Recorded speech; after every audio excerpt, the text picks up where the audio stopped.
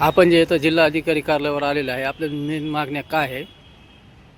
राज्यामध्ये निवडणूक आयोगाकडून SIRचं काम सुरू आहे, परंतु त्या कामामध्ये अनेक त्रुटी आपणास पाहावयास मिळत आहे. आमची निवडणूक आयोगाला जिल्हाधिकारीमार्फत अशी मागणी आहे की 1994चे मतदान कार्ड, 2002चे मतदान कार्ड आणि 2005च्या मतदान कार्ड अनेक लोकांकडे उपलब्ध आहे, परंतु त्यांच्या यादीमध्ये नाव नाही. मग त्यांचं मॅपिंग कसं करता येणार हे आम्हाला निवडणूक आयोगाने जनतेला सांगावे. 2002च्या यादीमध्ये एका व्यक्तीचे नाव आहे आणि 2025च्या यादीमध्ये पण नाव आहे, पण त्याचे आई वडील आणि आजोबा आजीचं नाव नसल्यामुळं त्याचं मॅपिंग होत नाही. तर मग स्वतःचं मॅपिंग करता येणार का नाही हे निवडणूक आयोगाने जनतेला सांगावे.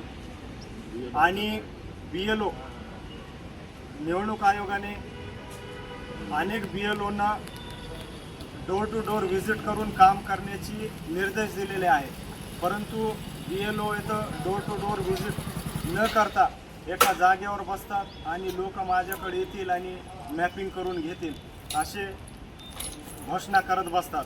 तर जिल्हा प्रशासनाने आणि निवडणूक आयोगाने BLOंना पण कडक निर्देश द्यावे की डोर टू डोर व्हिजिट घरी जाऊन डोर टू डोर व्हिजिट करावी आणि चांगल्या पद्धतीने योग्य पद्धतीने काम करून घ्यावे. आणि अनेक SIRच्या कामामध्ये त्रुटी आहे, त्या त्रुटीमध्ये दुरुस्ती करावी.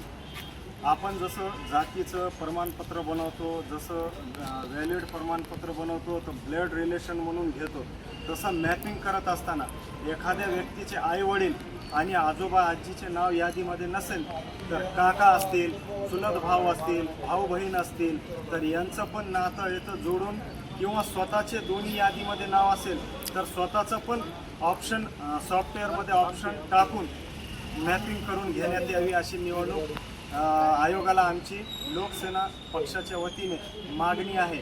आणि जर निवडणूक आयोगाने या विषयाला गंभीरतेने न घेतल्यास आम्ही आंदोलन करणार अशी घोषणा आपल्या माध्यमाने मी या ठिकाणी ॲडव्होकेट इलियास इनामदार व सर्व नागरिकांच्या वतीने करत आहे. जय हिंद, जय महाराष्ट्र.